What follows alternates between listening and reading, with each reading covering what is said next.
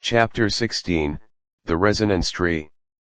Near the top of the resonance tree, thick intertwined branches formed a wooden platform. At this moment, a few people stood there, looking down from above at where Li Luo was located. Li Luo's been missing for a whole week, but he finally decided to show up at the academy, said a voice. Tifa Qing crossed her arms, the snug fit of her school uniform accentuating her well-developed figure. Combined with a hint of coy charm in her delicate features and the soft fairness of her skin, she drew more than a few subtle glances from nearby boys. She glanced at Li Luo's figure, tilted her head slightly, and said, "Is he afraid of being bothered by Bacon? Is that why he's been avoiding him like this? What a shame for such a handsome face," one of her friends sighed as they chatted beside her. "Heh, I remember back when Li Luo was still in the first division, you were one of his little fangirls," another teased.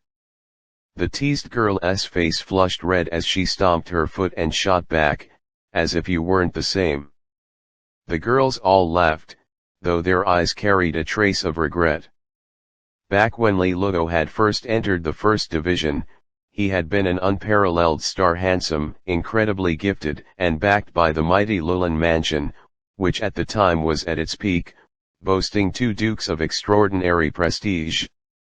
Handsome, talented, with an illustrious background, what girl wouldn't have liked him? Unfortunately, as time passed, the halo surrounding Li Luo began to fade. First, his parents mysteriously disappeared, causing the Lulan Mansion's power and influence to plummet.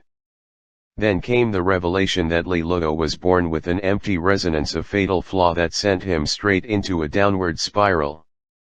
And so, the once brilliant figure of the first division was banished to the second division. At that point, continuing to admire him would have seemed ill-timed. Hearing her friends chatter, Tifa Qing shook her head, a little irritated. A bunch of shallow boy crazy girls. Li Luo had just sat cross-legged on a silver leaf when he heard a commotion nearby. Looking up, he saw Bacon, flanked by a group of cronies, leaping down from a higher branch. "Li Luo, I thought you weren't coming back to the academy," Bacon said, grinning without warmth. Li Luo gave him a brief glance, too lazy to respond. This attitude made Bacon's anger flare. Back when the Lulan Mansion was in its prime, he had tried all sorts of ways to curry favor with Li Luo, but the latter had always been just as dismissive. At the time, Bacon hadn't dared say anything. But now, did Li Luo still think he was the same as before? "Li Luo, you left me waiting at the Green Wind Tower all day. How are you going to settle that?" Bacon growled. Li Luo said impatiently, "Don't blame your stupidity on me. Okay, what kind of idiot would think I'd invite you to the Green Wind Tower?" Bacon's eyes narrowed. "Li Luo, apologize to me right here and now, and I'll let this go. Otherwise..." Li Luo smiled faintly. "Otherwise, you're going to wait at the Green Wind Tower for another day." Snickers rose from the surrounding crowd. Bacon was something of a bully at Nanfan Academy, often picking on others, but clearly his intimidation wasn't working on Li Luo. Bacon's expression darkened.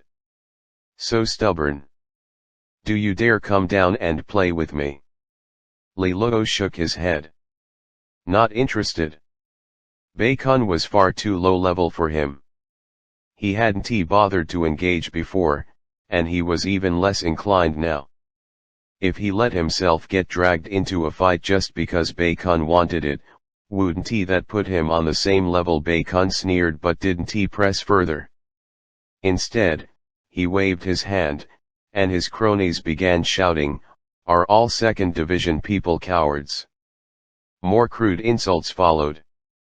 The second division students nearby flushed with anger, but Bacon's reputation for troublemaking kept them from speaking up. "Li Luo, Why drag the whole second division down with you because of your own problem? Bacon said with false concern. It was a calculated move, provoking the second division students so they would turn their frustration on Li Luo, forcing him to step forward. Shut up. The sharp rebuke came from Zhao Kuo, who stepped forward and glared at Bacon. If you want a fight, I'll take you on. You again, Bacon said with a frown. Looks like I didn't hit you hard enough last time. Zhao Kuo was about to retort when Li Luo raised a hand to stop him.